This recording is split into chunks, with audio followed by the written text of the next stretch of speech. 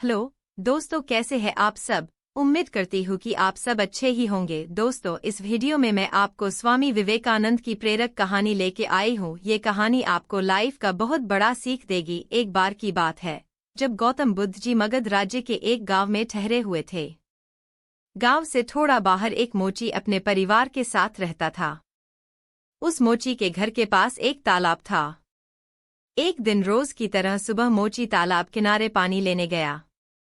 वहां उसने तालाब में एक बहुत ही अद्भुत पुष्प देखा। वह पुष्प दिखने में बहुत ही सुंदर था और चमत्कारिक भी प्रतीत हो रहा था।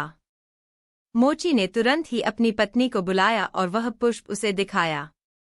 मोची की पत्नी आध्यात्मिक और धर्म में आस्था रखने वाली थी।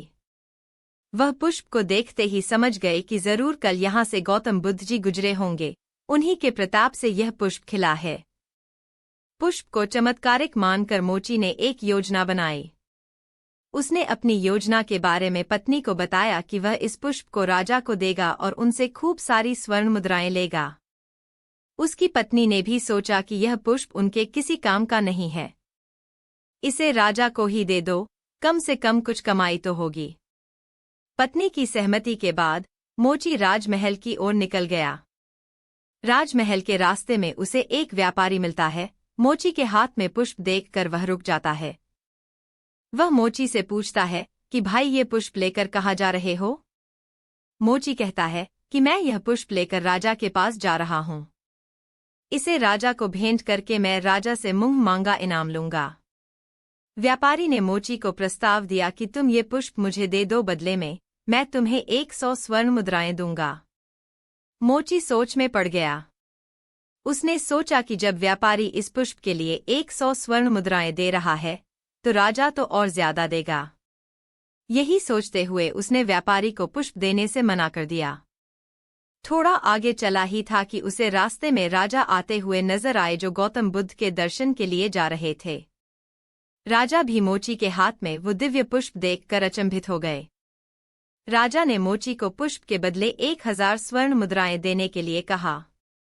यह सुनते ही मोची के मन में एक अजीब सी चेतना आई और वह राजा को पुष्प न देकर दौड़ता हुआ सीधे महात्मा बुद्ध के पास जा पहुंचा। महात्मा बुद्ध जी मोची को देखकर हैरत में पड़ गए। उन्होंने मोची से पूछा तो मोची ने उन्हें सारी बात बताई।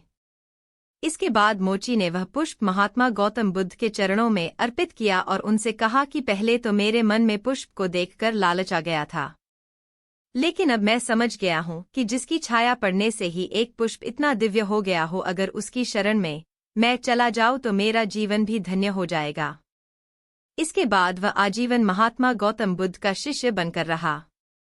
दोस्तों, इस कहानी ने हमें सिखाया कि हमारी जिंदगी में हमें बहुत से चीजें अपनी तरफ आकर्षित करती हैं, लेकिन हमें उनके लालच में न फंसकर अपने ज्ञान का प्रयोग करके जीवन में सही राह को चुनना चाहिए। दोस्तों, ये कहानी आपको कैसे लगी कमेंट में जरूर बताना, और अगर आप इस चैनल पे नए हो तो जाने से पहले सब्सक्राइब करना ऐसे ही प्रेरक कहानियां सुनने के लिए। चलिए बाय बाय दोस्तों, फिर मिलूंगी ऐसे ही एक प्रेरक कहानी के साथ नए वीडियो में।